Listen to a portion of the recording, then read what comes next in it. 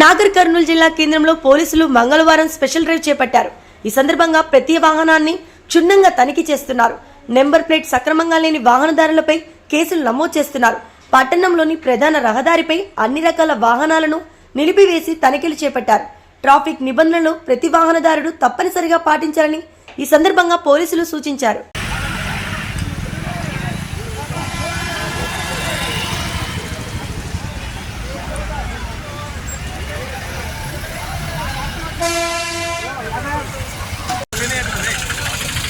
Thank you.